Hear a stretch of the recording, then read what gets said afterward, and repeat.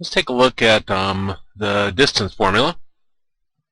So I'll have my start of my HTML, start of the header section, my title, distance formula example, close the title, close the head, and body. I'm going to have an input, type equals text, ID equals x1,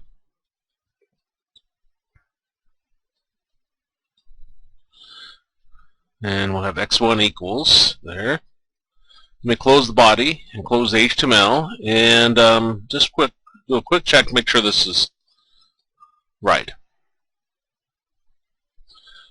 Okay, so I'm going to click Open with Google Chrome. Okay. I wasn't sure if I remembered how to do the text box correctly. I always have to look up some of this stuff whenever I do this. Okay. Well, I need to bring in some of my other items in. Y1 is equal to input, type equals text, ID equals Y1. Guess how to put a line break here. Then put a break here. Then x2 is going to equal to input, type equals text, and then ID equals x2, line break. And y2 is going to equal to input, type equals to text, ID equals y2, and my line break. And then we'll have input, type equals, I think it's button, value equals calculate.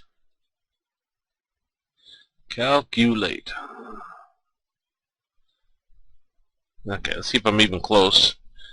If I had any kind of memory, then I wouldn't have a to remember all this. Okay.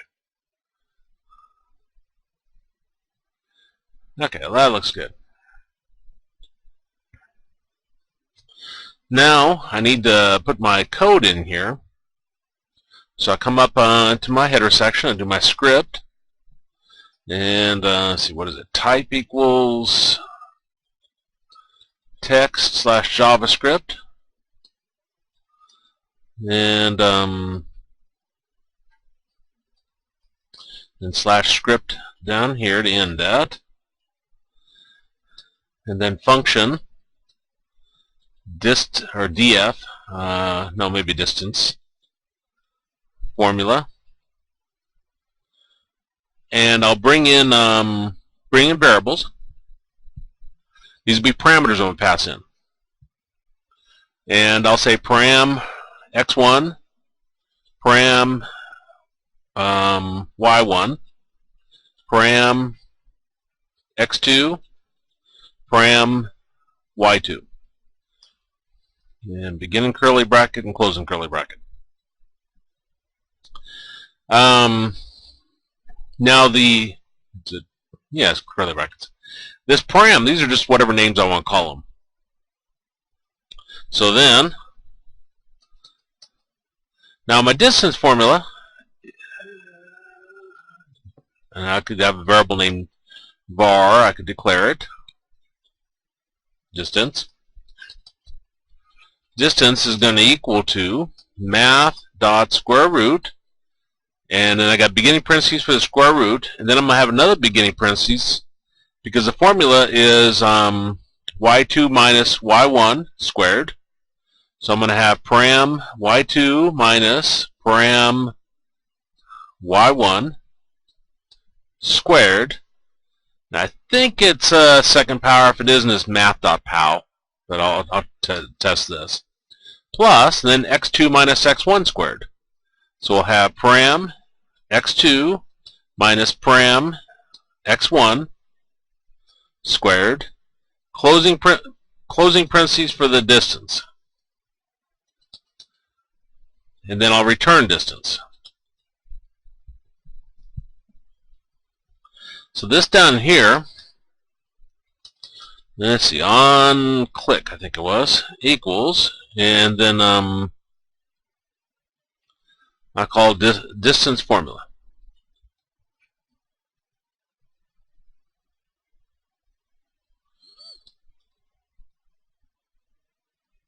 Maybe I'll say x is equal to distance formula. I'll pass in x1, y1, x2, y2.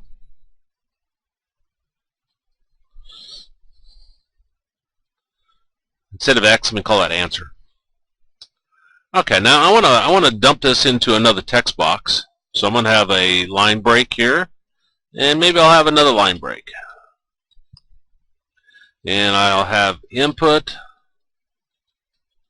type equals to text, ID equals answer.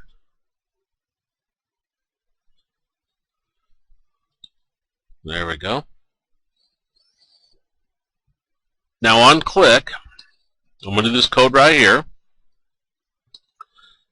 and I'm going to say that the let's see, document dot get element by ID, and then I'm going to have answer here dot value is equal to ANS, and then double quote the end to unclick. Well, let's see how many errors I have. Doing this from memory. Okay, refresh this and put 3, 4, 5, 6. Calculate. Okay, that didn't tell me a thing. Okay, so if x1 and x2 are 5s, then that'll be 0. So then 6 minus 4, probably not what I want. How about 6 minus 2? That'd give us 4. 4 squared is 16. I click calculate again, and it doesn't change that. 5256. Oops.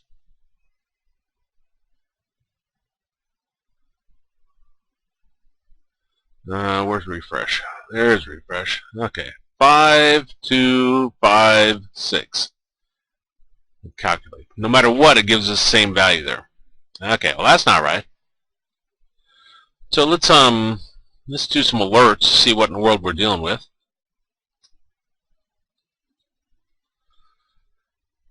Alert is going to equal to, or alert x1, alert x2, alert y1, and alert y2.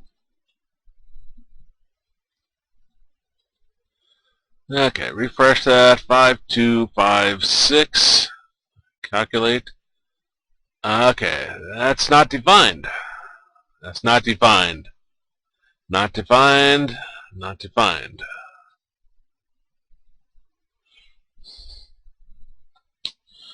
Okay. X1. Oh, I see why.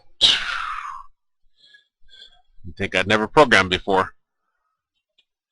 This is equals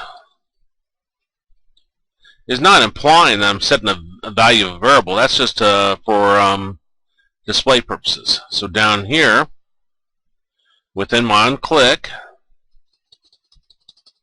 I can say x1 is equal to document.get element by ID x1 dot value. x2 is equal to document.get element by ID x2 dot value. y1 is equal to document.get element by ID y1 dot value. y2 is equal to document.get element by ID y2 dot value. I'm guessing I don't need these alerts anymore. I'm pretty sure that's what's wrong. So let me copy those and delete them. Save this. Refresh that. And we got 5, 5, 2, 5, 6. Click calculate. Okay. Those cancel. 6 minus 2 is 4. 4 squared is 16. Square root of 16 would give us not 2. So math.square root. Let's first see if the values are coming in okay. Alert param x1. Alert param y1.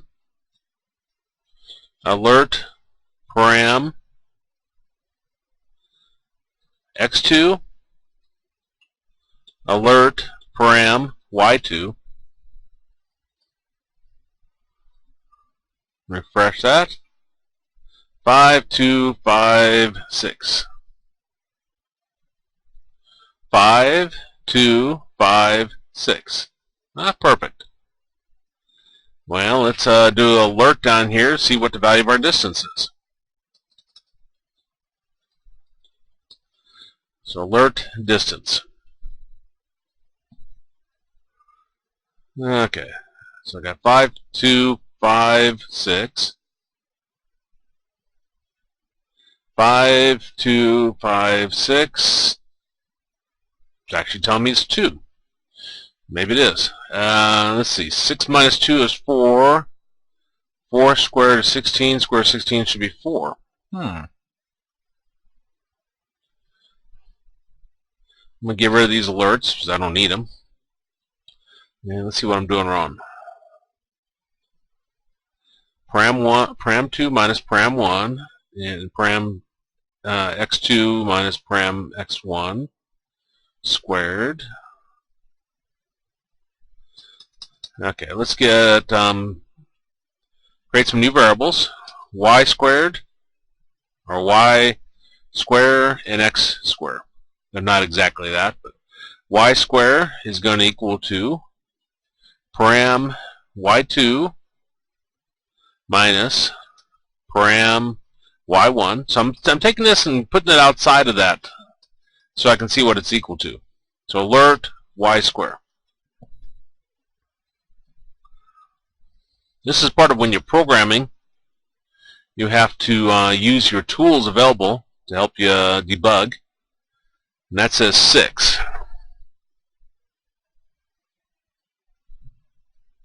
2.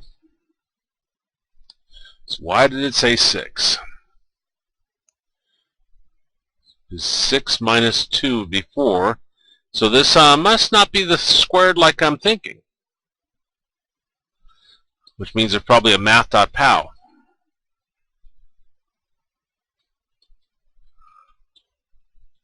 I confuse the programming languages. So let's try that. Refresh that.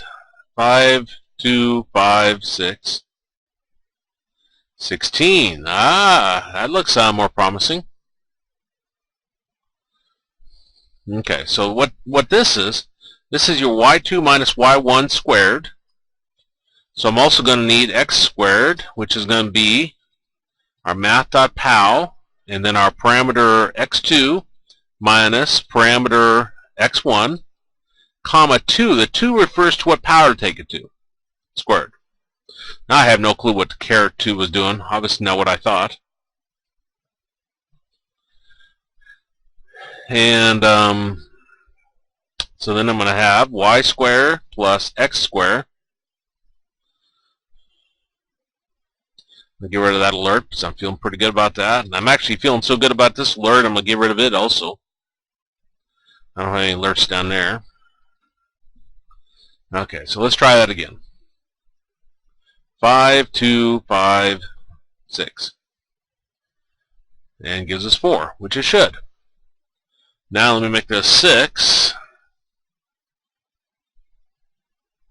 And gives us decimals. Okay, and that seems reasonable what it came up with. So that's an example of the distance formula, how to program it into your web page. Now these are just variable names. You don't have to declare variable names to use them. And we're bringing in the for document get element by ID values. And then down here, I'm calling the distance formula, which is calling this function here, passing in the appropriate parameters. Parameter would be like when you're passing something in. Like, for example, if I'm going to go to the store, well, I'm passing in which store I'm going to go to. You can't just start driving and say, well, I'm going to go to a store. You have in mind you're going to go to a grocery store, a particular one, or maybe a convenience store. And then the returns that answer that's calculated within the program.